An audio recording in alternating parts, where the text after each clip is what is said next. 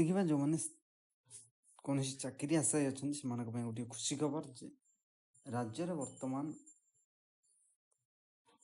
1,34,067ଟି ବେସ୍ ଲେବଲ ପଦ ଖାଲି ରହିଛି। ତା ମଧ୍ୟରୁ 93,524ଟି ପଦରେ ନିଯୁକ୍ତି କରିବା ପାଇଁ ନିଯୁକ୍ତି କମିଟି ଅନୁମୋଦନ କରିଛି ଏବଂ 80,173ଟି ପଦରେ ନିଯୁକ୍ତି ଦେବା ପାଇଁ ନିଯୁକ୍ତି ପ୍ରଦାନକାରୀ ସଂସ୍ଥାକୁ ପରୀକ୍ଷା କରିବା ପାଇଁ ଅନୁମତି ପ୍ରଦାନ କରାଯାଇଛି।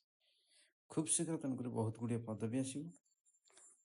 ସମସ୍ତ କ୍ୟାଡରର ରୁଲ୍ ନିୟମ ନିଯୁକ୍ତି ନିୟମ ସମ୍ପର୍କରେ ଆସନ୍ତା 7 ଦିନ ମଧ୍ୟରେ ସମୀକ୍ଷା ବୈଠକ କରାଯିବ ଏବଂ ଏହି ନୂଆ ସରକାର କରିଛନ୍ତି ପରୀକ୍ଷାର ସରଳୀକରଣ କରିଛନ୍ତି। ଯେଉଁ ଚୟନ ପଦ୍ଧତି ତାକୁ ସଂଶୋଧନ କରିବେ ଯଦି କେଉଁଠି କିଛି ଆବଶ୍ୟକ ନଥିବ ଯୋଗ୍ୟତା ତାକୁ।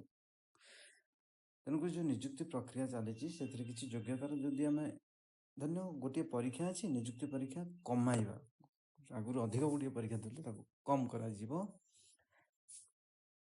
ଦେଖନ୍ତୁ ଯେମିତି ଗୋଟେ ଉଦାହରଣ ଦେଇଛି ଯେ ଲାଇଫ୍ ଷ୍ଟକ୍ ଇନ୍ସପେକ୍ଟର ପଦରେ ନିଯୁକ୍ତି ପାଇଁ ପରୀକ୍ଷାର୍ଥୀମାନେ ସାଇକେଲ ଚାଳନା କରିବାର ନିୟମ ରହିଛି, ସେଇଟା ଯେଉଁଟାକି ଆବଶ୍ୟକ ନୁହେଁ। ଏଇଭଳି କିଛି ନିୟମ ଯେଉଁଟା ଆଗରୁ ଥିଲା ତାକୁ ବର୍ତ୍ତମାନ ଏଇ ନୂତନ ସରକାର ହଟେଇ ଦେବେ।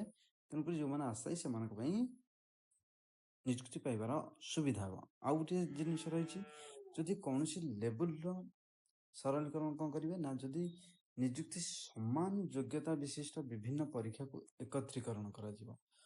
ଯଦି ଗୋଟେ ସମାନ ଯୋଗ୍ୟତା ଧରିନିଅ +3ର କିଛି 2-3ଟି ପଦବୀ ରହିଛି, ତାର ଯୋଗ୍ୟତା ରହିଛି +3, ତାହେଲେ ତାକୁ ଗୋଟିଏ ପରୀକ୍ଷା ମାଧ୍ୟମରେ କରାଯିବ।